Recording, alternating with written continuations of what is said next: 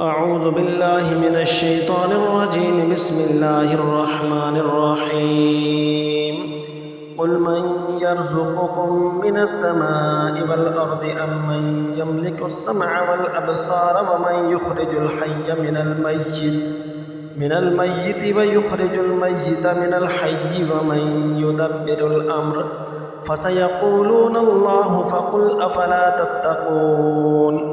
فذلكم الله ربكم الحق فماذا بعد الحق إلا الضلال فأنى تصرفون. كذلك حقت كلمة ربك على الذين فسقوا أنهم لا يؤمنون.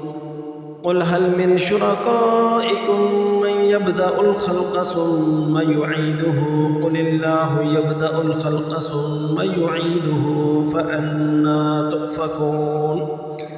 قل هل من شركائكم من يهدي إلى الحق قل الله يهدي للحق أفمن يهدي إلى الحق أحق أن يتبع أم من لا يهدي إلا أن يهدى فما لكم كيف تحكمون. وما يتبع أكثرهم إلا ظنا إن الظن لا يغني من الحق شيئا إن الله عليم بما يفعلون. وما كان هذا القرآن أن يفترى من دون الله ولكن تصديق الذي بين يديه وتفصيل الكتاب لا ريب فيه من رب العالمين. أم يقولون افتراه قل فأتوا بسورة مثله وادعوا من استطعتم من دون الله إن كنتم صادقين. بل كذبوا بما لم يحيطوا بعلمه ولما يأتهم تأويله كذلك كذب الذين من قبلهم فانظر كيف كان عاقبة الظالمين. ومنهم من يؤمن به ومنهم من لا يؤمن به وربك أعلم بالمفسدين. وإن كذبوك فقل لي عملي ولكم عملكم أنتم بريئون مما أعمل وأنا بريء مما تعملون. ومنهم من يستمعون إليك أفأنت تسمع الصم ولو كانوا لا يعقلون.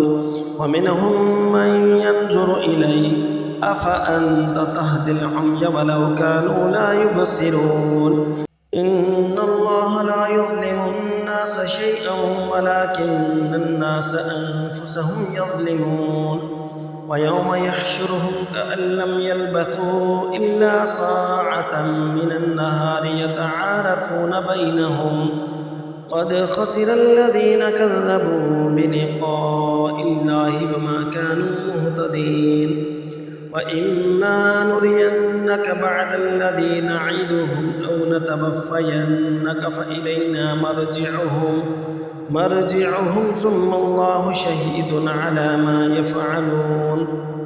ولكل أمة رسول فإذا جاء رسولهم قضي بينهم بالقسط وهم لا يظلمون. ويقولون متى هذا الوعد إن كنتم صادقين قل لا أملك لنفسي ضرا ولا نفعا إلا ما شاء الله لكل أمة أجل إذا جاء أجلهم فلا يستأخرون ساعة ولا يستقدمون.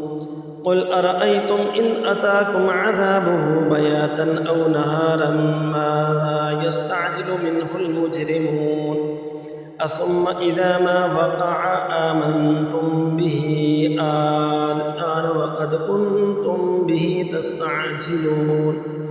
ثم قيل للذين ظلموا ذوقوا عذاب الخلد هل تجزون إلا بما كنتم تكسبون.